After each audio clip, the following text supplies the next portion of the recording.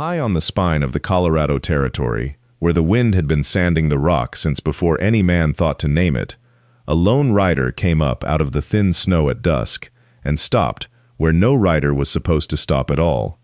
The county maps, every one of them stamped and filed in offices she had never seen, called this place dead. They called it sealed. They called it, in the flat ink of men who had never climbed it, impassable since the autumn of 1866.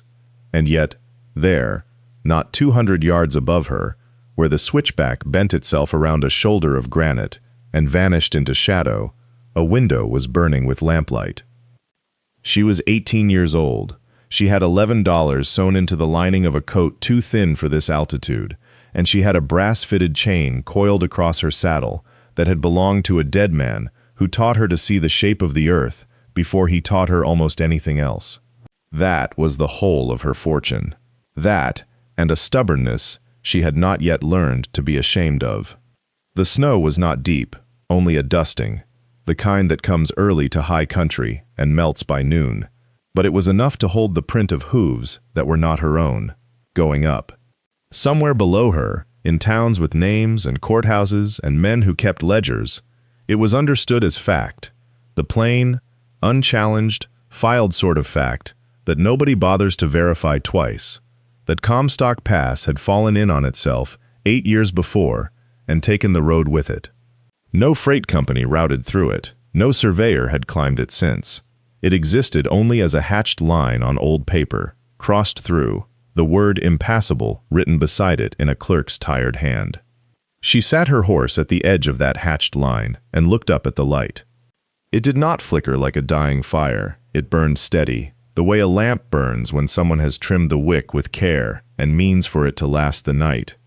The way a lamp burns in a house that expects, however faintly, to be visited. There would be a full account of how she came to be sitting there in the cold with a dead man's chain across her lap, of the winter that took her grandfather, of the Tuesday morning her stepmother counted $11 onto a table without raising her voice, of the long ride north on the strength of nothing but old field notes written in a hand she loved. All of it would come, in its time, exactly as it happened. But first, settle in, because this is a long road and worth the walking of it slowly. And before the story climbs any higher, tell me where you're listening from tonight, and let the mountain hold its light a moment longer while we go back to the beginning.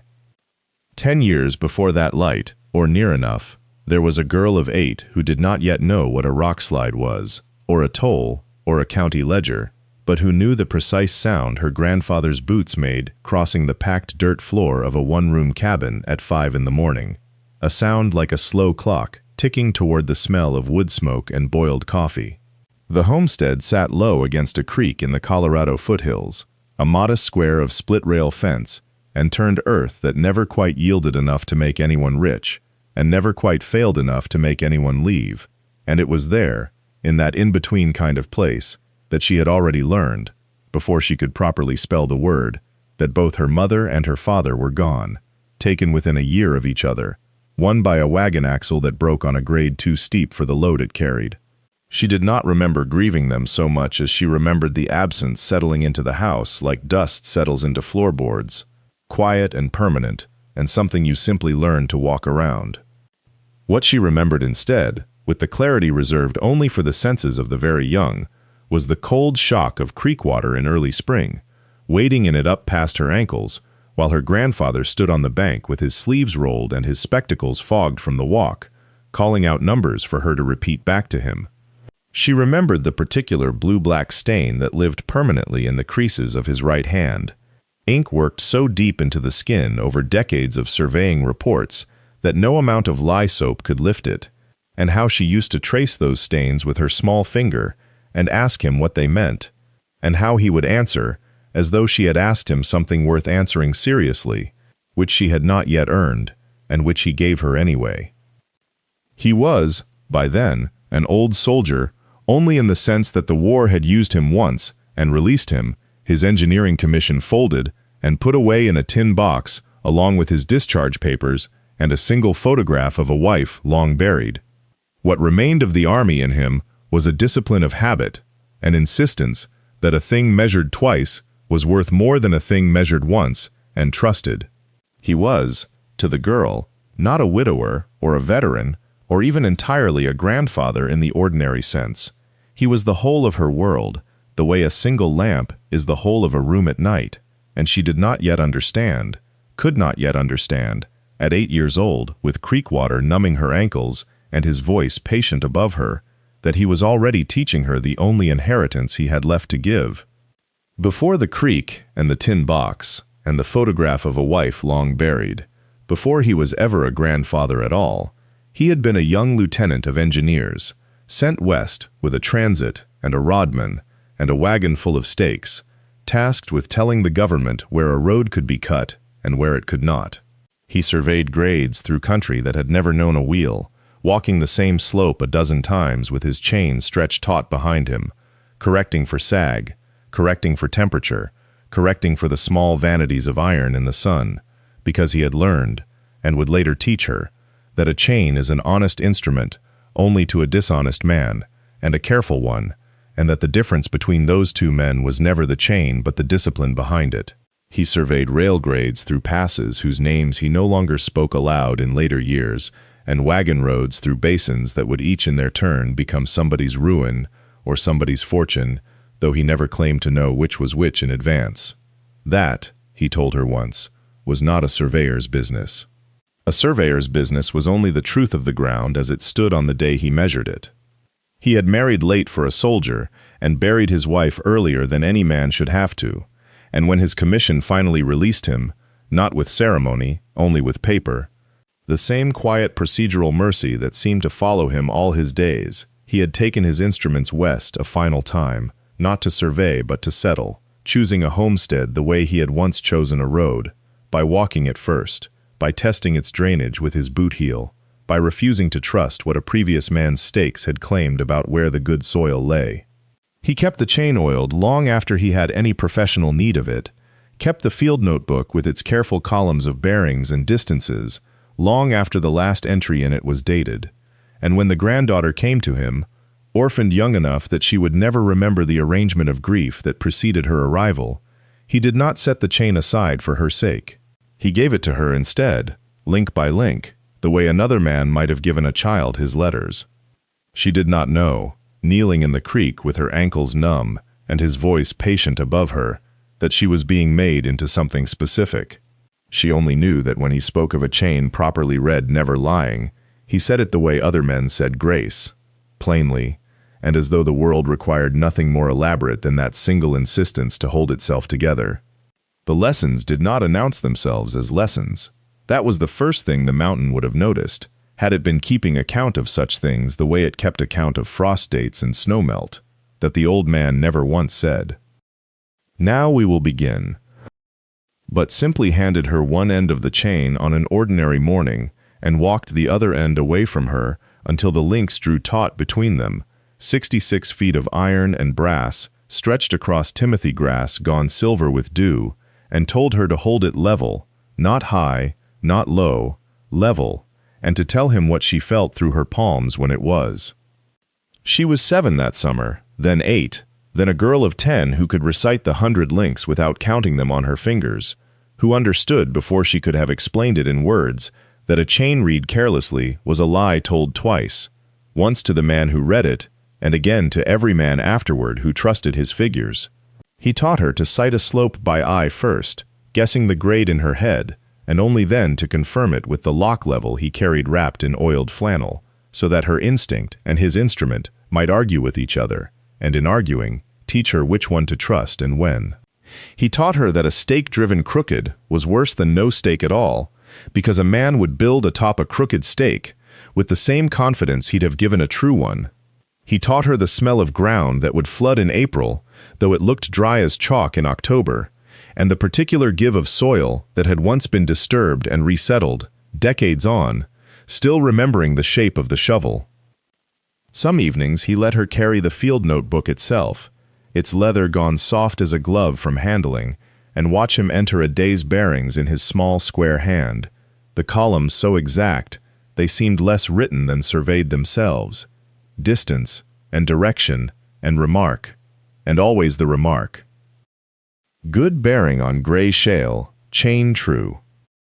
As though the ground deserved a character reference along with its measurements, she did not yet understand that he was training her not merely to read land, but to trust her own reading of it against the printed word of other men, against maps drawn by surveyors who had never set boot to the actual slope, against ledgers that recorded a place as one thing, while the place itself, patient and indifferent, went on quietly being another. That distinction, between what a document claimed and what the ground itself would tell a careful hand, was not a lesson he named. He simply repeated it, chain length by chain length, year after year, until it had settled into her the way sediment settles into rock, invisible until something cuts through and shows the layers plain. It came to her finally on an evening she would later fail to place exactly, a Thursday perhaps, in the September of her 15th year, the light going long and amber across the yard, the wash line snapping once in a wind that smelled of cut hay and coming frost. He had called her in from the well before supper, and when she came to the table, he did not hand her a chore or a correction, but the book itself, closed, both hands beneath it, as though it carried weight beyond its own leather and paper. He did not say it was hers outright. He said, instead, that a man's memory was a poor surveyor, that it rounded corners it did not mean to round, that it remembered a slope as gentler than it was, because the man wanted, without knowing he wanted it, to have climbed something easier than what he'd actually climbed. Memory forgave, memory softened. A ledger did neither. He opened it then to a page from years before she was old enough to hold the chain herself, and had her read aloud the remark beside a bearing taken on a switchback above the old Ute crossing. Stone loose, third pin reset, mule balked, still true. He asked her what she heard in it. She said she heard a bad day. He said she heard correctly, and that this was the entire use of the thing, not to make the day sound better in the retelling, not to make himself sound more skilled than the mule had allowed him to be, but to leave behind an account a stranger could trust absolutely, having never met him, having no reason to believe him except the plainness of the words themselves. He told her, then, in the unhurried way he told her everything that mattered, that a man could die, and his memory would die with him, every judgment and correction and hard-won intuition gone to ground with his body, unless he had set it down, where it did not depend on being remembered. A ledger, he said, was a kind of survival that had nothing to do with breathing. She did not understand this fully, not that evening, not with the wash line snapping and supper going cold on the stove, but she understood enough to hold the book carefully when he finally placed it in her hands, to feel the give of the leather and the slight grit of old graphite worked into its grain, and to promise him, though he had not asked for a promise, only offered a gift, that she would keep her own remarks as plain and as true as his, whatever ground she came to measure, whatever year she came to measure it in, long after the particular evening in which he'd given it to her had itself become only a memory, subject to all the forgiving and rounding that memory did to everything it touched. The mountain, if it could be said to keep any ledger of its own, would have marked the year differently, not by the girl and the notebook and the wash line snapping in a dooryard some 300 miles east, but by the wagons that came grinding up the lower grade in the spring of 1866, loaded with quarried stone and green timber, and a contract signed by men who believed, as men in that decade often did, that a road through anything could be bought into permanence. He was younger then. By 8 years he had not yet lived, a stonemason by trade and by temperament, the kind of man who tested a block with the flat of his hand before he trusted it to bear weight, who did not speak of a wall as finished until he had leaned his own weight against it in 3 different places. He had built culverts in the lowlands and a courthouse foundation that still held true, and when the freight company sent word that a toll house was wanted at the summit of a new pass through the territory, he took the contract the way he took every contract, as a problem of angles and load and patient fitting, nothing more. He raised the toll house in a single working season, stone below and timber above, a chimney that drew clean on the first fire he lit in it, a door hung so true that even swollen with damp it never dragged against its sill. He remembered, without sentiment, the particular blue-gray of the granite he'd quarried from a shelf a half-mile below the summit, and the way the light came sideways through the notch in the late afternoon and made the whole unfinished structure look, for an hour, like something already old. For 6 years the pass did what passes are built to do. Freight wagons climbed it loaded with ore and returned loaded with lumber and hardware. A stage line ran twice monthly until the rails made it unnecessary. He collected his tolls, kept his accounts in a plain hand, and considered himself, in the quiet way a man considers such things without ever saying them aloud, settled. Then came the autumn of 1866, and the slide, a narrow shelf of the lower switchback shearing away in a single night of rain, taking with it 40 feet of roadbed, and though no one could have known it yet, the pass's place on every map that would be drawn afterward. Word went down the mountain faster than stone falls. Word did not, in the end, go back up. He did not learn for some months that the county had already struck the route from its ledgers, had already begun directing freight around by the longer valley road, had already, in the practical and bloodless way institutions forget things, decided the pass was finished. He only knew that the wagons had stopped coming, and that below the toll house, where the switchback had been, there was now only a raw wound of loose rock waiting, as far as he was concerned, to be repaired. He gave it 2 weeks before he understood the 2 weeks would become a season, and then he gave it the season before he understood the season would become something longer than he had words for yet. Mornings he walked down to the wound in the switchback and stood at its edge, the way a man stands at the bedside of someone sick, studying the loose talus, the raw, pale rock where the old surface had been, gauging with a mason's eye how much labor it would take to close it. He did not think of the county in those mornings. He did not think of freight schedules, or of the men in offices 2 days' ride below who had already, weeks before, drawn a neat line through his road on a map he would never see. He thought instead in the units his life had given him, in barrow loads and in cubic yards, in the number of days a man alone could move stone before his back refused him, in the particular stubbornness of granite that has decided to lie where it fell. The wagons that did not come, he explained to himself, at first, as caution. Freighters were careful men. Word of a slide would make them wait out a season before trusting the road again, and that was only sense. When a second season passed and still nothing came up from the valley but the wind, and once, a lost trapper who had misread his own map, he allowed that the caution was taking longer than he had expected, and adjusted his ledger accordingly. A column for tolls collected sitting emptier than it had ever sat, a column for repairs undertaken growing longer in its place. He did not yet understand, because there was no one there to tell him, that patience and abandonment can look, from the inside of a mountain, exactly alike. He wrote to the county that winter, a short letter, carried down by the trapper, informing them the switchback was blocked, but the summit road otherwise sound, and requesting only that they note the interruption was temporary. He received no answer. He assumed, reasonably enough for a man who had never in 30 years been lied to by silence, that the letter had gone astray somewhere in the long chain of hands between his door and theirs, or that the county was simply slow, as counties were slow about everything that did not involve tax money. It did not occur to him that the letter had arrived precisely where it was meant to, had been read, and had been filed beneath a decision already made, that somewhere below, a clerk had drawn a single firm line through Comstock Pass on a county map, and that the line, once drawn, would prove far more durable than any road. He began, that same winter, the work of the bypass, hauling stone by hand along the cliff face below the ruined switchback, a project he estimated, wrongly, would take him through the spring.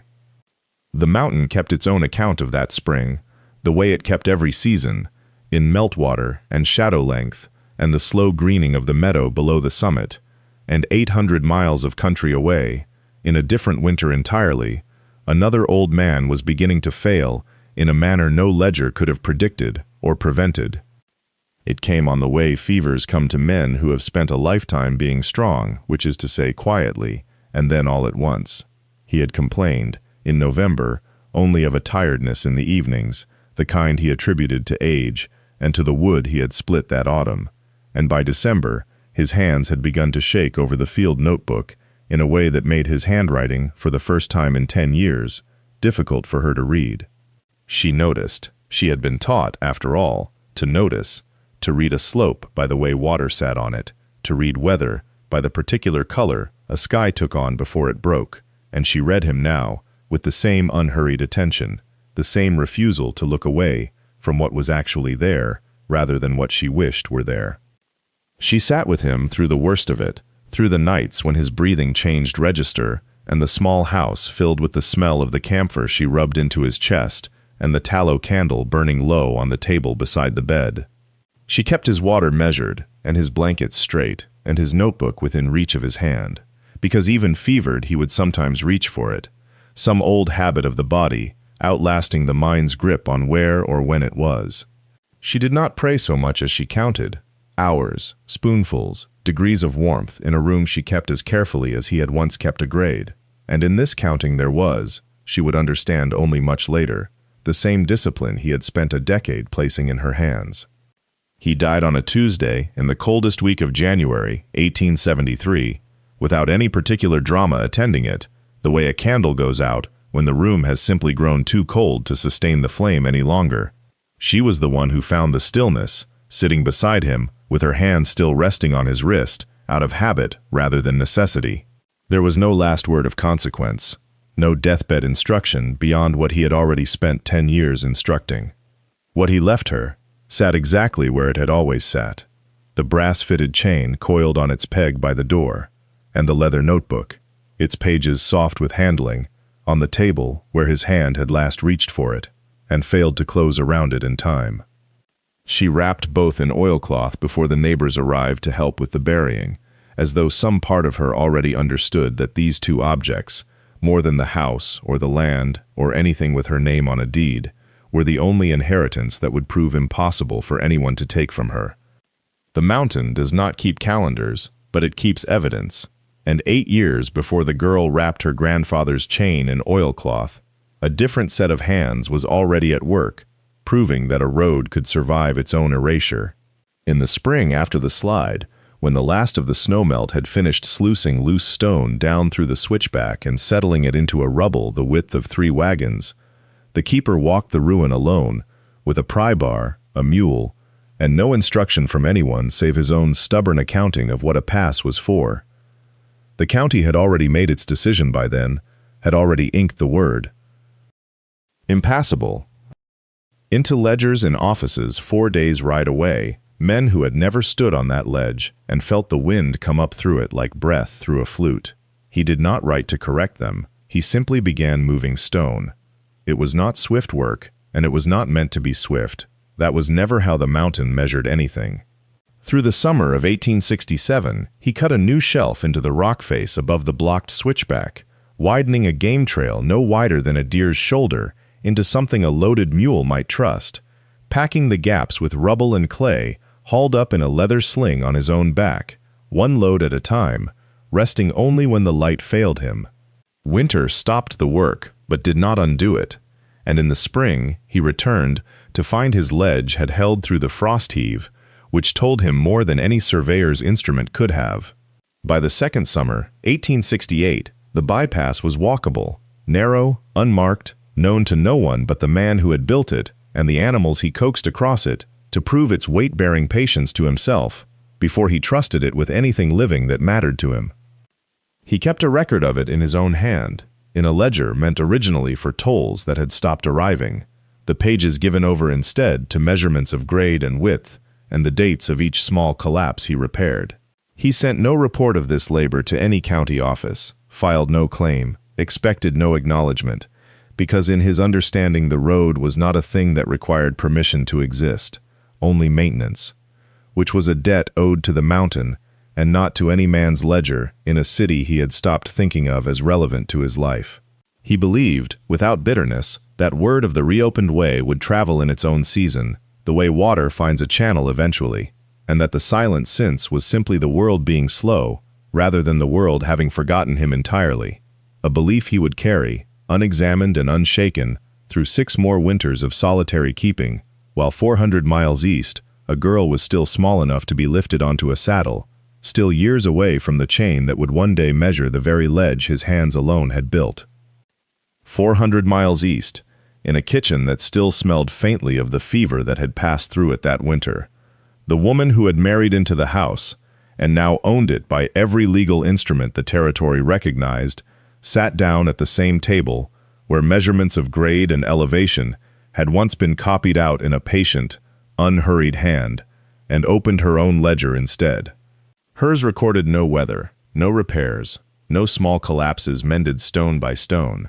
It recorded debts, and the price a homestead might reasonably fetch in a county where land was plentiful and buyers were not, and the number of weeks remaining before the spring planting made the question of ownership urgent rather than merely settled on paper. She was not an unkind woman in the way the girl would come, years later, to understand unkindness. She raised no voice, withheld no comfort that had ever truly been offered, invented no cruelty beyond what the arithmetic itself required. She had married a man who died, then buried the father of that man as well, and found herself the sole inheritor of a house she had never particularly loved, and a girl she had never quite known how to place within it. And she resolved the matter the way she resolved every matter that came before her, by determining what was owed, and by whom, and settling it. She called the girl in from the yard on a morning when the frost had not yet lifted off the fence rails, and she did not ask her to sit, because what she had to say did not require sitting. The house, she explained, had been offered to a family from the eastern part of the county, people with the means to work it properly, and the sale would be finalized within the month. There would be a date, she named it, precise to the day, a Tuesday in early spring, by which the girl would need to have removed whatever belongings were hers to remove. She said this, the way she might have reported the price of grain, without apology and without malice, as though cruelty and kindness were both irrelevant categories to a transaction that only wanted accuracy.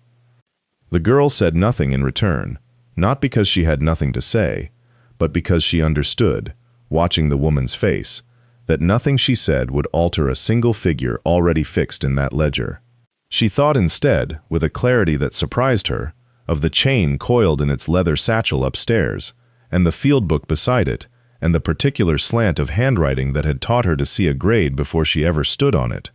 And she understood, standing in that cold kitchen, with the date now spoken aloud and therefore real, that whatever came next would have to be measured out by her own hand, in her own accounting, on ground no one else had thought worth surveying. The morning of the date itself arrived exactly as named, cold in the way early spring in that country was always cold, with a thin frost still silvering the porch boards, and the wood stove ticking as it cooled from its last fire. The stepmother came into the kitchen already dressed for the day's business, her hair pinned with the same severe competence she brought to everything, and she set a small tin box on the table between them without preamble. She opened it and began to count.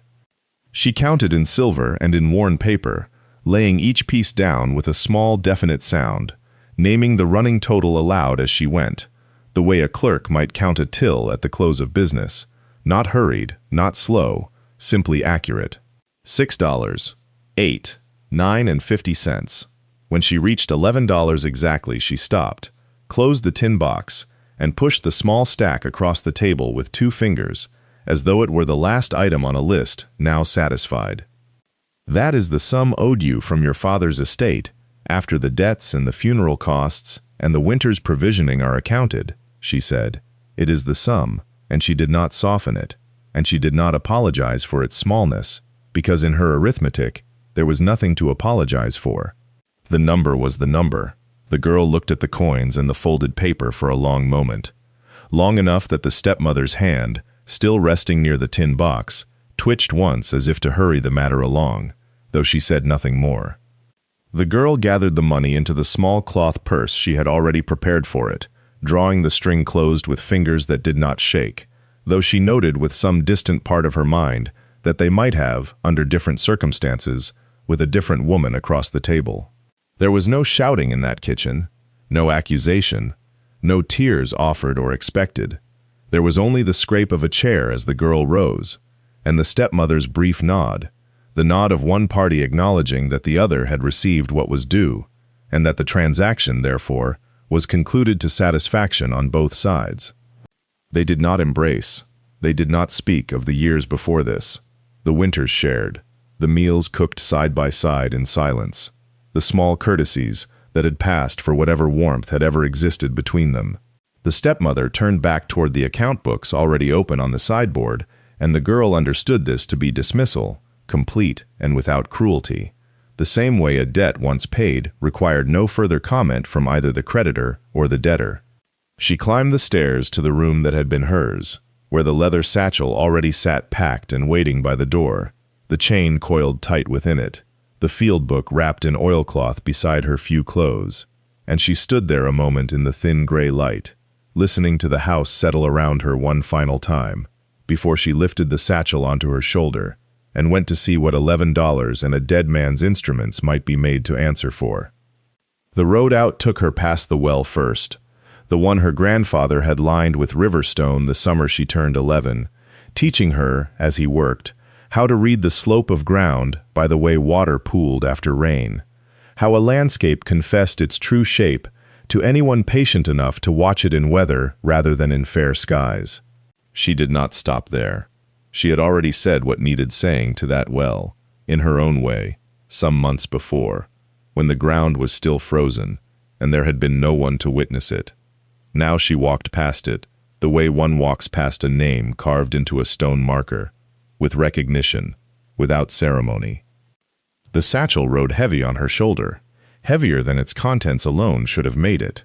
as though grief itself had weight, and had folded itself in among the coiled brass and the oilcloth-wrapped notebook. She had packed little else, a wedge of hard cheese wrapped in cloth, a heel of bread already going stale, a tin cup, a canvas coat that had been her father's before it was anyone's, its shoulders, too wide for her but its wool still sound, still capable of holding out weather. $11 sat folded into a handkerchief pinned inside her bodice, close to the skin, where a person kept whatever in this world could not be replaced. The homestead did not watch her go. Houses do not do that, whatever sentiment might wish otherwise. They simply stand, indifferent to departure, as they had been indifferent to arrival, and this one held its silence as she passed the fence line her grandfather had set with his own chain, 30 years before she was born, each post spaced by a measurement he had once shown her how to verify by pacing. She verified it now, without meaning to, her stride falling into the old rhythm of counted distance, 66 feet to a chain, 10 chains to a furlong, the numbers arriving unbidden the way a hymn arrives to a person raised inside its rhythm long after they have stopped believing the words. The road beyond the fence ran east toward the county seat and west toward the foothills, and she stood a moment at the fork, the way a person stands at any threshold not yet decided, though in truth she had decided already, days before, reading by lamplight through a field book whose pages her grandfather's hand had filled with elevations and grades, and the small stubborn notations of a man who trusted measurement over rumor. She turned west. Behind her, the homestead diminished the way all places diminish behind a person walking steadily away from them, not suddenly, but by degrees, the roofline sinking below a rise, the smoke from the chimney thinning to nothing, until what had been a whole life became a smudge of gray against a paler gray sky, and then became nothing at all, and the road ahead climbed toward the foothills where the light was already beginning to change. The town, when she reached it near dusk, announced itself first by smell, wood smoke and horse sweat and the particular sourness of a livery yard, and then by sound, the clatter of a freight yard settling its accounts for the day, men calling figures back and forth the way her grandfather had once called elevations to her across a gully,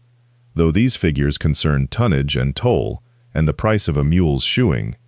She kept to the edge of the yard, where the light from a lantern hook fell weakly across a stack of crated goods, and there she waited for a clerk to finish with a freighter ahead of her, and there, waiting, she heard what she had not meant to hear and would not forget for having heard it. 2 men in canvas coats stood by a wagon tongue, arguing without heat, the way men argue about weather or taxes, things fixed and beyond changing. One said the eastern grade added 11 miles to any run bound past the divide, and had done since the summer of '66, when the old pass went down in the slide, and the county struck it from the survey. The other said 11 miles was generous, that with the switchbacks it ran closer to 14, and that a man lost half a day he'd never get back, every trip, forever, on account of a mountain that had decided 8 years ago to fall down where it was least convenient. Neither man raised his voice. Neither man seemed to think there was anything left to say about it. They spoke of Comstock Pass the way a person speaks of a relative long dead, with the flat familiarity of old grief, worn smooth. Constance stood very still in the lantern light, the satchel's strap cutting a thin line into her shoulder, and felt something shift in her, the way a compass needle shifts when the hand holding it turns, slow and certain, and without her willing it. She did not step forward. She did not speak. She only listened until the men moved off toward the office to settle their manifest, and then she stood alone by the crates a while longer, the cold coming up through the ground into her boots, and she thought of the field book folded inside her satchel, beside the coiled brass-fitted chain, its pages marked in her grandfather's economical hand, with elevations and bearings taken along a route he had called, in his own private notation, the old Comstock line, surveyed, by his account, clear through to the summit, with no mention anywhere in his careful figures of any slide, any ruin, any closing. She did not know yet what that absence meant. She only knew, standing in the yard with the lantern gutting low and the freight men's voices fading into the office behind her, that a discrepancy had opened itself before her like a door left slightly ajar in an empty house, and that she was, by nature and by training both, the kind of person who could not walk past such a door without wanting to see what lay on the other side of it. She built her fire small, the way he had taught her, a hand's width of kindling arranged to burn hot and quick rather than smoke and linger, and she sat with her knees drawn up and the field book open against them, the firelight moving yellow across pages gone soft and brown at the corners, from years of being carried in saddlebags and breast pockets. Through weather, he had never bothered to record, because he considered weather a condition of the work and not a subject worthy of its own line. His hand was small and upright, each letter formed with the same unhurried patience he brought to everything, columns of bearings and elevations marching down the page like men on parade, and she had read enough of these pages across enough winters to know his rhythms, the places where his pencil pressed harder when the ground gave him trouble, the places where it lightened when the grade came easy. She turned the pages slowly, not searching for anything in particular, only keeping the old habit of reading before sleep that he had given her, without either of them naming it a habit, and it was some while before she came to the back leaves, stiffer than the rest, folded rather than bound, tucked in, as though added after the book had already been considered finished. A sketch, rough, unlabeled at first glance, a rendering of slopes and switchbacks in his economical shorthand, and beneath it, a column of elevations climbing steadily toward a summit marked only with a small triangle and the word Pass. She held it closer to the fire. The line of his survey ran up through what she recognized, from the freight talk she had overheard, as the lower reaches of Comstock, the same country the manifests called ruined, and it continued past the point where the county maps simply stopped drawing lines at all, up through a second series of figures set slightly apart from the first, as though he had returned to the work after a gap, or reconsidered it. In the margin beside this second series, in a hand slightly less steady than the rest, as if written standing rather than seated, he had noted 4 words and nothing more. Second ledge holds true. She sat with the paper flat against her knee for a long time, the fire settling into coals beside her, and she read the words again, and then a third time, though they offered nothing further, no explanation, no date she could be certain of, only the plain declarative confidence of a man who did not write things down unless he had measured them himself. She thought of the manifest talk, of roots gone dead on paper, of a discrepancy standing open like a door. She did not sleep for some while after that, though the night was cold and she had walked far, and when she did sleep at last it was with the book still open against her chest, and the chain coiled cold beside her, as though some part of her meant to keep both close at hand, until she understood what he had meant her to find. Morning came gray over the eastern rim, the kind of gray that promises heat later but withholds it stubbornly in the first hours, and she woke with the field notebook still pressed open against her ribs and the impression of its brass clasp printed faintly into her skin. She did not rise at once.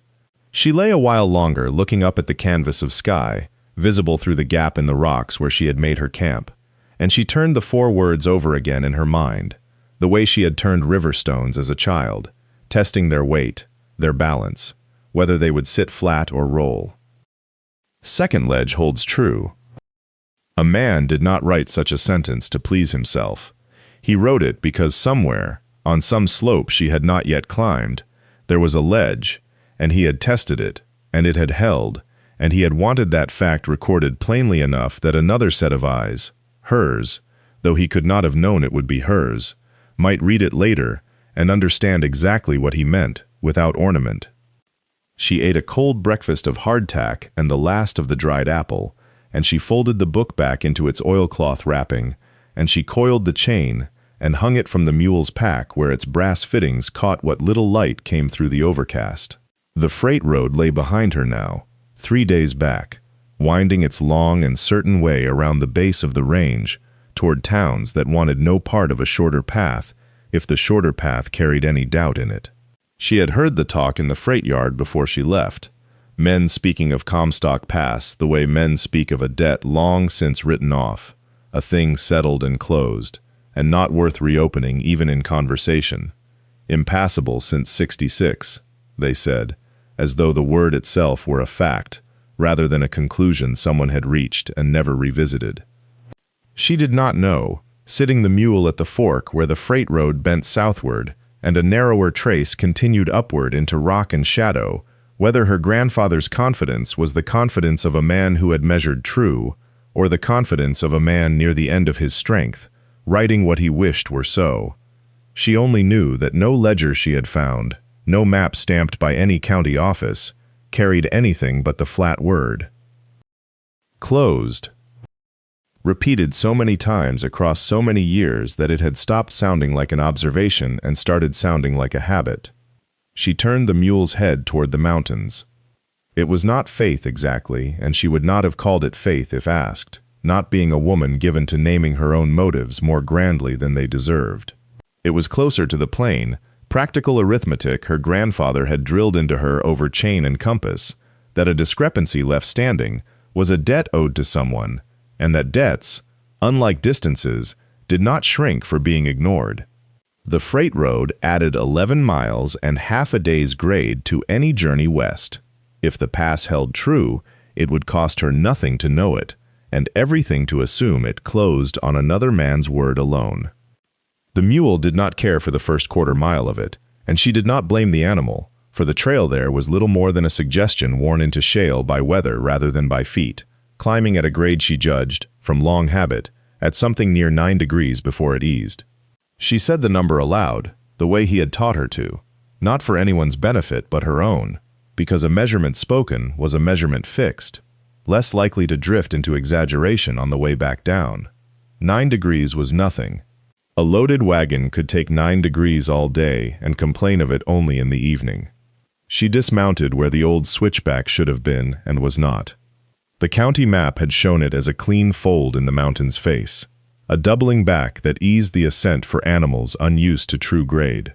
What she found instead was a scar, pale rock still raw at its edges after 8 years, boulders shouldered aside and stacked with a deliberateness that no landslide, however violent, arranged for itself. Stone did not sort itself by size. Stone did not lean its largest pieces downhill to buttress the smaller ones above. Someone had done that. Someone had stood in this exact draw with his back to the weather and decided, one rock at a time, that the mountain would not be permitted to keep what it had taken. She followed the footpath that skirted the old scar, and it was this, more than the retaining wall, that slowed her hand on the lead rope. A trail does not stay clear of its own accord. Grass reclaims neglect within 2 seasons in this country, brush within 4, and yet the path beneath her boots lay worn to bare earth, in a ribbon no wider than a single set of footsteps, repeated many hundreds of times, bordered by rock swept clean of the loose scree that collected everywhere else on the slope. Someone walked this, not once. Not in some forgotten spring before the maps were drawn. Recently, this season, perhaps this month. Further on, where the drainage cut across the trail, and would have opened a gully wide enough to swallow a mule's leg to the knee. She found a retaining wall of dry-laid stone, fitted without mortar, each course keyed into the one below it, in the manner her grandfather called proper coursing. The manner he had made her practice for a full summer on the creek bank behind the house, until her hands bled and he had finally nodded once, which from him had counted as praise. Whoever built this wall had been taught the same discipline, or had arrived at it alone through years of correction no one witnessed. She stood with her hand flat against the stone, feeling the sun's warmth still held in it, though the day was cooling, and did not move for a long moment, listening to the wind work through the pass above her, wondering what kind of man built for no one, and kept building anyway. The light did not fail so much as thin, the way water thins when poured across a wider surface, spreading itself until it is barely there at all, and by the time she came up out of the last switchback, the sky had gone the color of a rifle barrel, and a fine, dry snow had begun sifting down out of it, not falling so much as suspended, turning in the last of the day's warmth without seeming to touch anything. She did not feel the cold yet. She would feel it later, in her hands, in the small bones of her feet, but for now, there was only the labor of the climb and the strange lightness that comes to a body pushed past its ordinary limit, a lightness that made the world seem to arrive from a slight distance, as though she were watching herself arrive, rather than arriving. The trail leveled, she had expected another rise beyond it, another shoulder of rock to break her heart before the true summit, and when there was none, when the ground simply opened into a wide saddle of scoured earth and low brush stiffened with frost, she stopped walking before she understood why she had stopped. There was a light ahead of her. Not the last color of the sky, which had none left to give. A light with a source, low and steady, the particular amber of a lamp burning behind glass, and beneath it, the darker shape of a roofline, and beneath that, the paler shape of stone walls, holding the shape together against a sky already deciding to close over the mountain for the night. She stood with the snow turning slowly around her and did not move toward it right away, the way a person does not move toward a thing they have wanted so long that its sudden appearance seems more likely to be a mistake of the eye than a mercy of the world. Then she walked. The snow had begun to gather in the seams of her sleeves, in the brim of her hat, and her boots found the last stretch of trail without her attention, some older part of her walking it, while the rest of her watched the window grow larger and more certain. The door was oak, gray with weather, banded in iron gone the color of rust and riverstone. A leather latch string hung through a hole worn smooth by a hand that had pulled it thousands of times. She reached it. She did not knock right away. She stood with her fingers around the cold leather, listening to whatever lay on the other side of that door, a settling of embers, the creak of a chair, a man's breath, and then she pulled. The latch lifted with a small, dry click, worn into ease by years of exactly this motion, and the door swung inward on a groan it had clearly made every night for longer than she had been alive, and lamplight spilled out across the snow and across her, and in the doorway, turning toward the cold with no alarm in his face at all, only a slow and patient curiosity, stood an old man. He did not ask who she was before he asked if she was cold. That was the shape of him from the first moment, courtesy arriving before curiosity, as though visitors came so often through that door that the questions had long ago been worn into their proper order, like the latch string, like the groove in the oak sill, where countless boots had scraped snow before crossing. He stepped back to let her in, and the warmth of the room closed over her like water, and she saw the fire banked low and even, and a table scrubbed pale, and along the far wall, on shelves he had clearly built himself, a row of ledgers bound in the same dark leather, spine after spine, 8 of them, each marked along the top edge with a year in a careful, unhurried hand. He caught her looking, and seemed pleased rather than embarrassed, the way a man is pleased when someone finally notices work he has done for no one. He took the topmost ledger down and opened it on the table, and she saw columns ruled with a straight edge, date, traveler, toll collected, weather, condition of the road, filled in, day after day, most rows carrying only the weather and a small dash where a toll should have been, meaning no one had come, meaning he had written the truth of an empty day rather than leave it blank. He told her, without any weight of complaint in his voice, that he had kept the house and the road 8 years now, through slides and drifts, and one summer of grasshoppers that had eaten the fence rails down to splinters, and that the tolls had thinned steadily since the year of the rock slide, though he had never taken thinning to mean ending. The world was slow, he said, as if reciting a fact of weather. Word traveled poorly in the mountains. Someone would come. He said it the way a man states the hour, not the way a man argues a point, and she understood that he had said it to himself, so many winters in a row, that it no longer needed conviction behind it, only repetition. She looked at the ledgers, at the 8 years of dashes standing in for travelers who had never arrived, and felt something in her chest that was not quite pity and not quite recognition, but stood very close to both, waiting to be named. In the morning, she asked to see the bypass ledge for herself, not out of doubt of his word, but out of a habit 10 years in the making, a habit that had been laid into her hands before it was laid into her judgment, so that she trusted measurement the way other people trusted memory. He walked her out along the shoulder of the mountain, where the lower switchback had gone to rubble in the slide of 1866, and there, cut into the rock face above the old scar, ran the ledge he had built by hand across 2 summers, wide enough for a loaded mule, shored with fitted stone at every place the mountain had tried to take it back. She unspooled her grandfather's chain link by link across the width of it, driving the pins the way she had been shown as a girl of 8,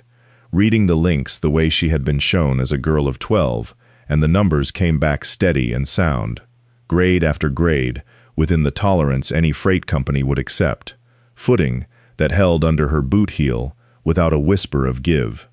She wrote the figures into her grandfather's field book in the small square hand he had drilled into her, column after column, elevation and run and rise, and when she finished, she sat back on her heels in the wind and understood that what she was holding was not a hope but a fact, plain and countable, the kind of fact no clerk in a county seat could argue away from a comfortable chair. She thought of the ledger inside the toll house with its long line of dashes, each one a day the world had failed to notice what had already been proven true, and she thought of her grandfather's notebook with its own quiet arithmetic, of a life spent believing that ground, honestly measured, did not lie even when men did. The keeper stood a little apart while she worked, watching her hands move the way a man watches weather he has waited a long time to see arrive, and when she rose and told him the ledge would carry freight, would carry anything a road was meant to carry, he said nothing for a long moment, only nodded once, slowly, as though setting a fact into a ledger that had waited 8 years for the entry. The days that followed took on a rhythm neither of them named aloud but both understood, the way 2 people who have worked alone for years recognize, almost instantly, the shape of a task divided sensibly between them. She carried the chain and the notebook to every doubtful stretch of the ledge, kneeling in the thin morning light to sight elevations, calling out figures while he stood at the washed section below, listening the way a man listens to weather he trusts more than any voice. Where the spring runoff had carried away a yard of fill along the outer edge, he showed her how to read the stone itself before touching it, which face had settled true, which had only leaned there waiting for an excuse to fall, and she watched his hands move over the rock with the unhurried certainty her grandfather's hands had once carried over a chain stretched taut across a meadow, the same patient economy of motion in men who had spent decades trusting their palms before their pride. They worked without much talk, which suited them both. He set stone, she measured grade, and between the 2 labors, the ledge began, day by day, to resemble not a relic, but a road again, packed, leveled, its shoulders squared the way a shoulder ought to be squared, if it meant to bear weight for years rather than one careless season. When she found a discrepancy in his old figures, a foot of rise he had miscounted in a snowstorm some winter past, she told him plainly, without apology, and he received the correction the way she suspected he had once received corrections from a foreman, decades before the world had left him alone, with only himself to answer to. A short nod, a small adjustment to the ledger, no wounded pride in it at all. It occurred to her, watching him lift a stone into place with the calm of a man who had lifted 10,000 such stones without witness, that the county clerks and the freight men who had crossed him off their maps had each dismissed him in their own bloodless fashion, the way her stepmother had once counted $11 onto a table without unkindness and called it fair. She said nothing of this to him, but she worked a little harder for it, and when the sun dropped low behind the western ridge on the fourth evening, the ledge stood wider, sounder, and more certain than either of them, alone, could have made it. She rode down alone, on the fifth morning, with her grandfather's field notes wrapped in oilcloth against the damp, and her own fresh figures copied out in a clean hand, beneath his older, fainter ink, the two sets of numbers sitting side by side on the page, like a conversation between decades. The county surveyor's office occupied a narrow room above a feed store, and the clerk there listened to her with the particular patience men reserve for claims they have already decided to disbelieve, turning her pages with two fingers, as though the paper itself might be a kind of trick. He said the pass had been struck from the record in 1866, and struck records were not easily unstruck. The freight agent she found afterward, a heavier man with ledgers of his own stacked to his elbow, said much the same thing in fewer words, and looked at her boots and her sunburned wrists as though they explained something he did not care to say aloud. She did not argue figures with either of them. She asked instead for a single afternoon and one loaded mule train, and told them plainly that if the pass failed to hold, she would owe them nothing but an apology, and if it held, she would ask only that they write down what they saw. They gave her 6 mules and a driver who did not trouble to hide his doubt, and she led them up through the lower switchback her grandfather's chain had first measured in another season, along the ledge the old keeper had shaped by hand across 2 patient years, past the place where discrepancy had once lived, in an old man's figures, and lived there no longer. The mules picked their footing without complaint. The driver stopped narrating his doubt somewhere near the 2nd mile, and did not resume it. By the time the sun had crossed only a third of its afternoon arc, the train stood at the summit before the toll house, packs intact, animals unharmed, and the driver climbed down and stood looking back the way he had come, with the particular silence of a man revising, without wanting to say so, everything he had believed that morning. The freight agent wrote down what he saw. The clerk, riding up 2 days later on her insistence, wrote down what he measured, and matched it, number for number, against the old ink and the new. The mountain does not hurry its business, and neither, it seems, did the county. Word of the mule train's crossing traveled the way water finds a crack, slowly, then all at once, seeping first through freight offices in the valley towns, then into the mouths of drivers, who repeated it at supper tables, as a thing almost too plain to be interesting. The pass everyone had marked dead was walking mules through its throat in a single afternoon. Through that winter, the reports climbed the same slopes the mules had climbed, gathering weight as they went, until they reached a clerk's desk in the territorial seat, and became, at last, a matter for ink rather than talk. She and the old man spent that winter as they had spent the one before it, feeding the stove, tending the ledgers, watching snow erase and remake the ledge outside the window, neither of them speaking much of what might come, both of them privately measuring the silence for signs of an answer. He had waited 8 years for a letter that never arrived. He did not trust himself, now, to wait for one that might. It arrived anyway, in April, carried up by a rider who complained the whole way about the grade, and then fell quiet at the sight of the toll house, standing exactly where the old maps insisted nothing stood. The paper he carried was brief, official, unmoved by the years behind it. The county recognized Comstock Pass as a licensed toll road, effective the 1st of May, 1875, and named as its keepers the man who had held the ledgers since 1866, and the young woman, Constance Reyes, whose petition and whose grandfather's chain had brought the matter to the surveyor's attention in the first place. He read it twice at the table, his lips moving faintly over the second name, as though testing whether the paper had made a mistake in kindness. It had not. She watched something loosen in his shoulders that had been held tight so long he seemed to have forgotten it could release. Not triumph exactly, but the quieter relief of a man discovering the world had not, after all, forgotten him, only misplaced him for a while among its other business. He did not speak of it much afterward. He only took the new paper and filed it behind the oldest of his ledgers, where the ink of 1866 and the ink of 1875 sat now in the same drawer, no longer strangers to each other, and went out to check the ledge before supper as he always had, as if the world's recognition were a fine thing to have, but not, in the end, the reason he had kept it standing.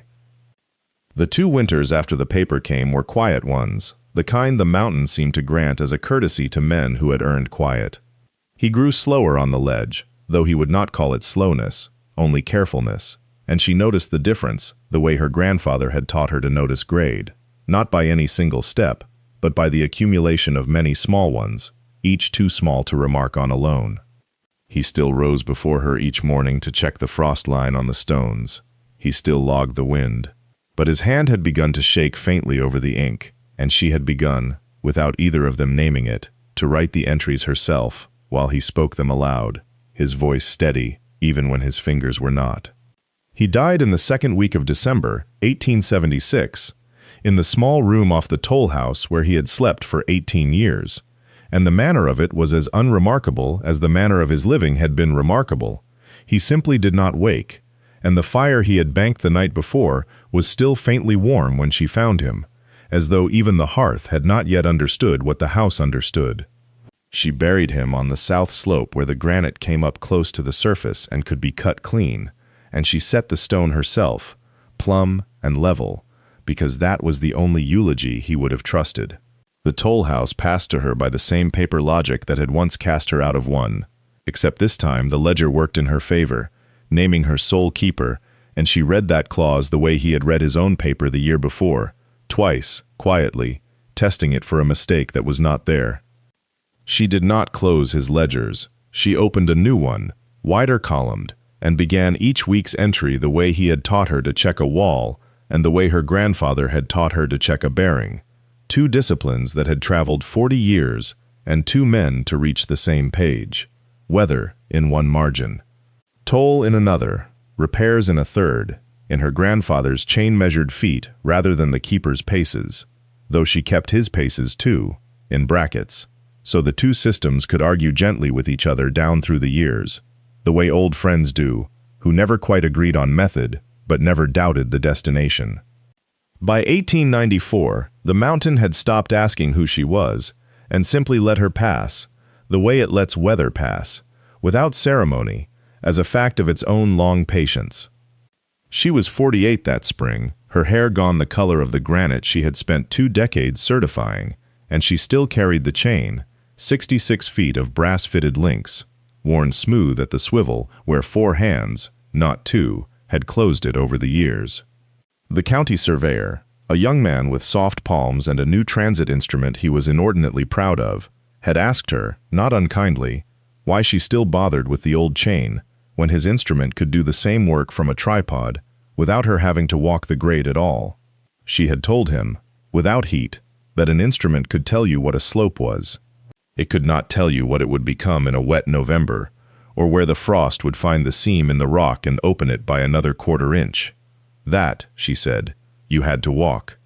He had written it down, she noticed, as though it were a rule of surveying rather than a rule of people. The toll house had grown a 2nd story by then, and a lean-to for the freight teams that stopped there most nights of the season, and a stove that had replaced the old iron one twice over, though the ledgers still sat on the same shelf, hers beside his, her columns widened, but her method unchanged. She had never sold the place, and no one had ever offered enough to make her consider it, and she understood by now that this too was a kind of inheritance, not the land, but the refusal to let it go quiet. Freight lines that had never heard the keeper's name paid their tolls to her without knowing why the road existed at all, and she found she did not mind their forgetting, so long as the road itself was remembered by someone, in ink, in feet, in the particular ache of a knee on a cold morning climb. She wrote, in the margin of that spring's ledger, a line she did not intend for anyone but herself, though it stayed there for whoever came after to find. A road, like a person, is only truly lost when everyone agrees to stop asking after it. Then she closed the book, took up the chain, and went out to walk the grade again, because the mountain, unlike the maps, had never once forgotten she was there.